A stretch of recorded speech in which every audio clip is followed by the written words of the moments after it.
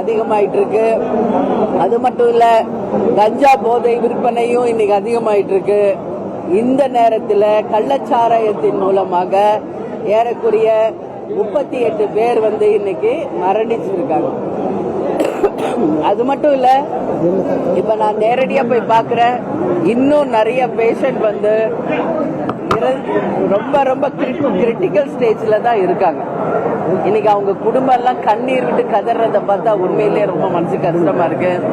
இன்னைக்கு எல்லா பெண்களும் என்கிட்ட முறையிடுவது, முதல்ல தமிழ்நாட்டில இருந்து டாஸ்மாகை அகற்றணும்.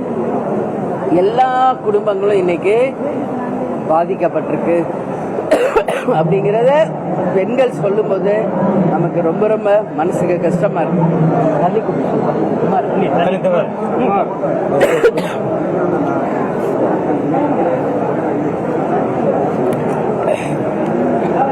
எல்லா லேடிஸும் நம்ம பாக்குறோம், ஒரு பெண் என்கின்ற முறையில அத்தனை பெண்களும் என்னை கட்டி பிடிச்சி அவங்க கதறும் போது என்னால உண்மையிலேயே ரொம்ப மனசு கஷ்டமா இருக்கு. இன்னைக்கு அந்த கள்ளச்சாராயம் நான் கேட்டேன் பேஷண்ட் கிட்ட, எதுக்கு போய் அது சாப்பிடுறீங்க? சீப்பா கிடைக்குதுன்னு சாப்பிட்டோமா, ஒரு ஃபங்க்ஷன் போனோம் சாப்பிட்டோம், இப்படி ஆகும் தெரியல அப்படிங்கிற. நம்ம முதல்வர் ஆட்சிக்கு வந்த புதுசுல என்ன சொன்னாரு? போதை இல்லாத தமிழகத்தை உருவாக்குவதுதான் லட்சியம் அப்படின்னு சொன்னார். இதோ 3 வருஷம் முடிஞ்சு 4வது வருஷம் இப்ப அவங்க ஆட்சி தொடர்ந்து கொண்டிருக்கு. ஏற்கனவே இது மாதிரி மரக்காணம் போன்ற இடங்கள்ல இதே மாதிரி கள்ளச்சாராயத்தை சாப்பிட்டு பல பேர் உயிர் இருந்த சம்பவம் இதே மாவட்டத்தில் நடந்தது. அப்பயும் நம்ம எல்லாம் வந்தோம், இதே நிகழ்வுகள் அப்பயும் நடந்தது. அப்ப என்ன சொன்னாரு முதல்வர்? உடனடியாக கள்ளச்சாராயம் இனிமேல் தமிழ்நாட்டில் எங்குமே இல்லாத வண்ணம் நாங்க கட்டாயம் இரும்புகரம் கொண்டு அடக்குவோம் சொன்னார். இன்னைக்கு இந்த 38 பேர் இந்த நிமிஷம் வரைக்கும் உயிர் போயிருக்கு. இன்னும் டாக்டர் சொல்றாங்க இன்னும் ஒரு 10-15 பேர் உயிருக்கு ஊசலாடிக்கிட்டு இருக்காங்க, ரொம்ப கிரிட்டிக்கலா இருக்காங்கன்னு தான் சொல்றாங்க. அப்போ இந்த அரசு என்ன செய்து கொண்டிருக்கிறது என்ற கேள்விதான் மக்கள் கேள்வியா நான் எழுப்புறேன். இப்ப எல்லா பெண்களும் தயவு செஞ்சு நீங்க அந்த டாஸ்மாக ஒழிக்க சொல்லி ஸ்ட்ராங்கா பேசுங்கன்னு சொல்றாங்க. நாங்களும் எப்பொழுதுமே டாஸ்மாக இல்லா ஒரு தமிழகத்தை உருவாக்கணும் நாங்களும் சொல்லிட்டு இருக்கோம். எல்லாமே இங்க கண் துடைப்பு நாடகமா தான் இருக்கு. இன்னைக்கு எதுக்கு எடுத்தாலும் முன்னெல்லாம் எதிர்கட்சியா இருந்தப்ப எதுக்கு எடுத்தாலும் வர்ற முதல்வர் ஏன் இப்ப வரைக்கும் வரல? 38 உயிர் இங்க போயிருக்கு, எத்தனை குடும்பங்கள் இன்னைக்கு பாதிக்கப்பட்டிருக்கு, மக்களுக்கு பதில் சொல்ல வேண்டியவர் ஏன் இங்க வரவில்லை அப்படின்னு மக்கள் கேள்வியை நான் எழுப்புறேன். அது மட்டும் இல்ல, இன்னைக்கு வெறும் தேர்தலை மட்டுமே மையமாக கொண்டு ஆட்சி பண்றாங்க. 40க்கு 40 எங்க டார்கெட்ன்றாங்க, அதுக்கு அடுத்தது 200க்கு 200 எங்க டார்கெட்னு சொல்றாங்க. வெறும் தேர்தல் அரசியல் மட்டும்தான் இங்க நடக்குதே ஒழிய மக்களுக்கு பயனளிக்கக்கூடிய எந்தவித திட்டங்களோ முன்னேற்றமோ தமிழ்நாட்டில் நடந்ததாக இல்லை. மக்களாகிய நீங்கள் எல்லாம் பார்த்துக்கிட்டு இருக்கீங்க. ஏறக்குறைய 1 கோடி பேருக்கு மேல வேலை இல்லை இளைஞர்களுக்கு. லஞ்சம் ஊழல் எந்த திட்டங்களும் இங்கு இல்லை. கொடுத்த எந்த வாக்குறுதிகளையும் இந்த அரசு நிறைவேற்றவில்லை என்பது கண்கூட தெரியுது.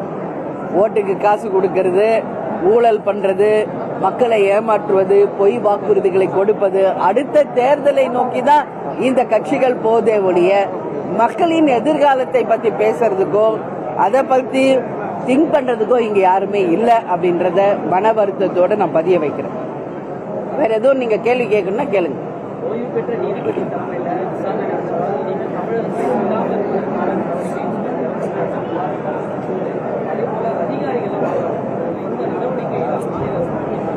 இல்ல, உடனே அதிகாரிகளை மாத்திடுவாங்க. ஒரு விஷயம் நடக்குதுன்னா முதல்ல பலிக்காடாகிறது அதிகாரிகள் தான். உடனே அதிகாரிகளை மாத்திட்டா மட்டும் போன உயிர் வந்துருமா?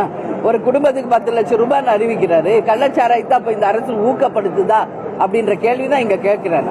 ஒரு கள்ளச்சாராயத்தை தடுக்க வேண்டிய ஒரு முதல்வர் இன்னைக்கு கள்ளச்சாராயத்தை இறந்தவங்களுக்கு 10 லட்சம் அறிவிக்கிறாருன்னா இதுவே ஃபர்ஸ்ட் ஆஃப் ஆல் தப்பு. அப்போ நம்மளும் கள்ளச்சாராயம் குடிச்சு செத்தா நம்ம குடும்பத்துக்கு 10 லட்சம் வரும் அப்படின்றதுதான் இதுல நம்ம புரிந்து கொள்ள வேண்டிய ஒரு விஷயமா இருக்கு. இது தப்பான ஒரு முன்னுதாரணம். அதற்கு பதில் இந்த அரசு உடனடியாக எல்லா இடங்களிலும் டாஸ்மாக் அளவை குறைக்கணும், கஞ்சா இல்லாத தமிழ்நாட்டை உருவாக்கணும், கள்ளச்சாராயம் என்ற ஒன்று தமிழ்நாட்டில் இனி எங்கேயுமே நடக்காதவனும் காப்பாற்றணும். நிச்சயம் மக்களை இன்னைக்கு அதிகாரிகளை மாத்துறதுனாலயோ 10 லட்சம் கொடுக்கறதுனாலயோ இது தீர்வு இல்லை, இது கண் துடைப்பு தான். இது இப்ப அடுத்து விக்கிரவாண்டி தேர்தல் தான் அவங்களுடைய எய்மே ஒழிய இன்னைக்கு இத்தனை ஆயிரம் இங்க இவ்வளவு பேர் உயிர் போயிருக்க இதுக்கு என்ன நம்ம பதில் சொல்றன்ற எண்ணெல்லாம் யாருக்கும் கிடையாது. இப்போ ஒரு ஓட்டுக்கு 2000 ரூபாய் கொடுக்க பிளான் பண்ணாங்க. இந்த ஒரு நிகழ்வான இன்னும் எக்ஸ்ட்ரா ஒரு 2000 ரூபாய் கொடுத்து ஓட்டு வாங்க தான் பார்ப்பாங்களே ஒழிய இந்த மக்களுக்கு இதனால் என்ன, இந்த எதிர்கால தமிழ்நாட்டுக்கு என்ன அப்படின்றதெல்லாம் யோசிக்கிற அளவு இங்க ஆட்சிகள் நடக்கல. இதான் உண்மை. அதனால மிகவும் மன வருத்தத்தோட தான் நான் இதை பதிய வைக்கிறேன். நிச்சயமாக இன்னைக்கு காவல்துறையே தன் கையில் வைத்திருக்கும் முதல்வர் அவர்கள் இன்னைக்கு இவ்வளவு போலீஸ் போட்டிருக்கீங்க. இந்த போலீஸை விட்டு கண்காணிச்சாலே கள்ளச்சாராயத்தை ஒழிக்க முடியும்.